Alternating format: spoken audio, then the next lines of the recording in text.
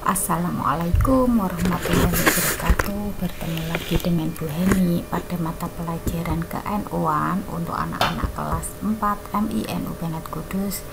Pada kesempatan kali ini materi kita adalah azan, iqomah, dan puji-pujian ya. Langsung saja nggih. Kalian bisa buka buku kalian ke-NU-an halaman 86. Azan ini merupakan pertanda masuknya waktu sholat ya. Jadi mungkin kita sehari semalam itu mendengarkan 5 azan untuk sholat duhur, asar, maghrib, isya, dan subuh. Azan sendiri sudah ada sejak zaman Nabi Muhammad SAW. Dulu para sahabat Nabi itu berpikir bagaimana cara memberitahu pada orang-orang bahwa sudah masuk waktunya sholat. Nah, kemudian para sahabat itu memberikan beberapa pendapat dan akhirnya Nabi Muhammad ini memilih azan ya. Kemudian mengumandangkan azan sendiri hukumnya itu adalah sunnah. Sunnah berarti jika dilakukan mendapat pahala. Kemudian azan ini biasanya dikumandangkan tidak hanya untuk mengetahui masuknya waktu sholat saja, tetapi juga untuk beberapa hal ya. Contohnya ketika bayi baru lahir, nah biasanya orang tuanya itu akan mengazaninya di telinganya, kemudian membacakan sholawat. Supaya apa? Supaya yang didengar pertama kali itu adalah kalimat-kalimat Allah ya, dan sholawat Nabi. Kemudian azan juga biasanya dilantunkan ketika orang-orang hendak bepergian jauh ya, berharap semoga mendapatkan keselamatan ya, contohnya ketika pergi haji atau umroh. Kemudian juga ketika terjadi kebakaran itu juga biasanya itu mereka azan, terjadi angin kencang, berharap mendapatkan perlindungan dari Allah. Lafal adzan sendiri mungkin kita sudah sering mendengar setiap hari dan hafal ya. Ini ada Allahu Akbar, Allahu Akbar, Allahu Akbar, Allahu Akbar ya. Allahu Akbarnya ini pertama 4 kali.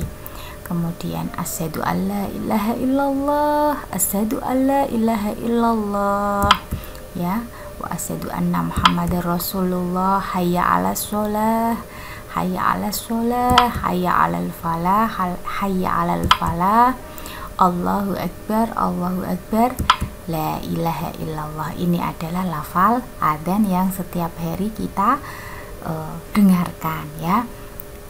Apa itu namanya? Sudah tahu artinya ya. Semua menyebut kebesaran Allah dan Rasulullah ya. Kemudian ketika adzan kita juga disunahkan untuk menjawab adzan. Kemudian di dalam lafal adzan semuanya itu sama ya, adzan duhur, asar, maghrib, isya. Yang membedakan adalah lafal adzan subuh ya.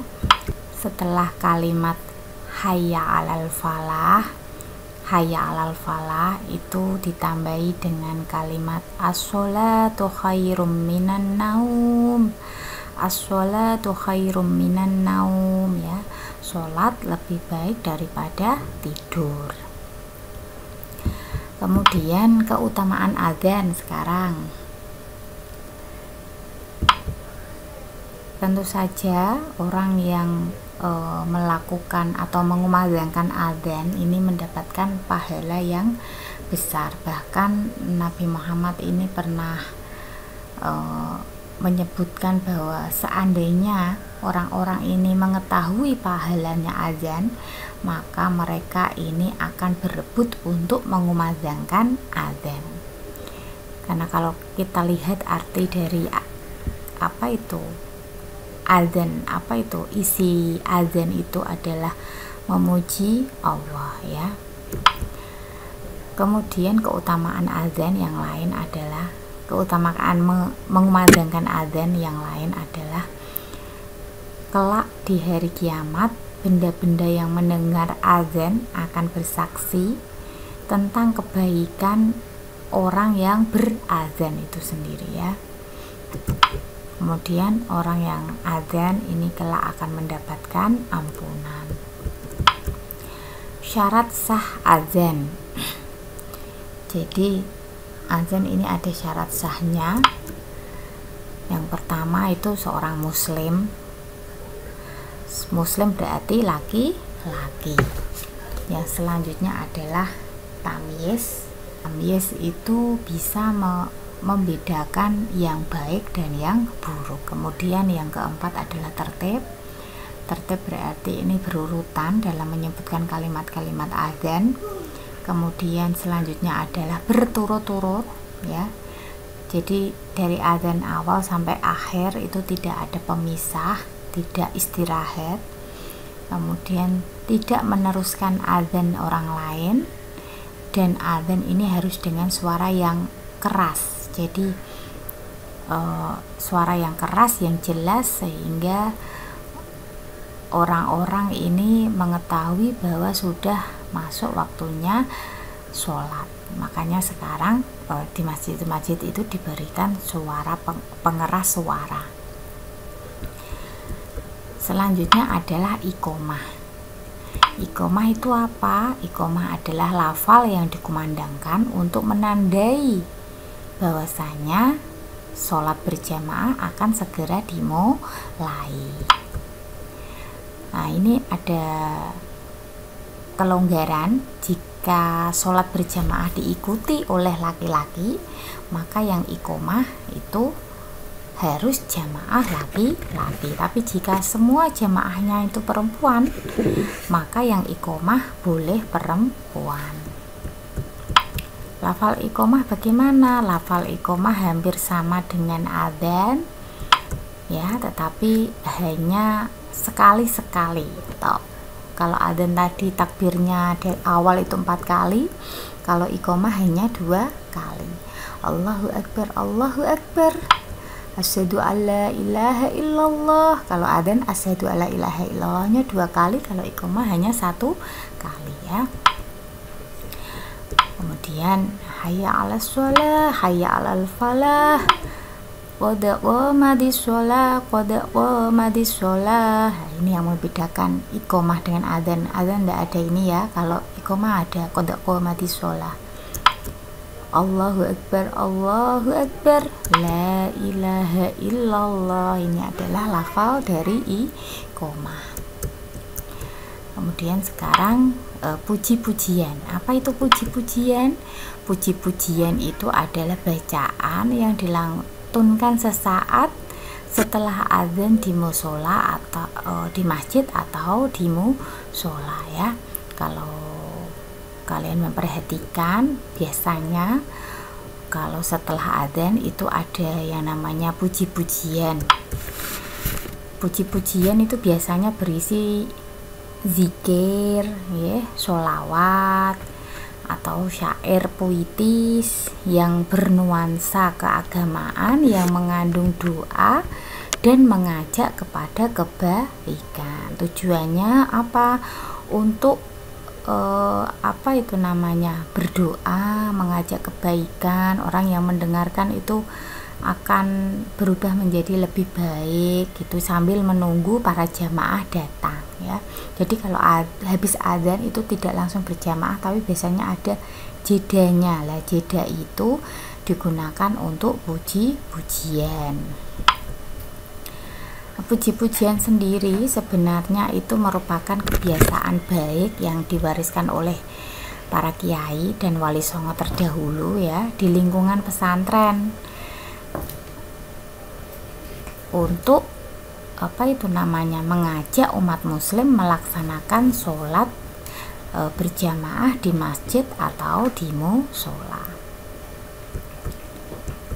Ini ada contoh puji-pujian ya, karena sekarang sedang ada wabah virus COVID-19 ya, banyak sekali puji-pujian itu melantunkan sholawat sifa tibil kulub ya, sholawat yang semoga barokahnya ini bisa menjadikan kita terhindar dari wabah penyakit ini. Mari kita bersama-sama bersholawat sifat tibil kulub, semoga wabah virus corona segera lenyap dari muka bumi ini ya. Semoga Allah mengambil kembali virus ini ya, virus yang sudah membuat kita harus melakukan pembelajaran daring. Bismillahirrahmanirrahim. Allahumma sholli ala sayyidina Muhammadin tibbil qulubi wa dawaiha wa afiyatil abdani wa shifaiha wa nuril absari wa diyaiha wa ala alihi wa sahbihi wassalim. Sekian materi pada kali ini, semoga bermanfaat ya. Mohon maaf apabila ada salah kata, tidak perlu dicatat karena di buku sudah ada ya. Assalamualaikum warahmatullahi wabarakatuh.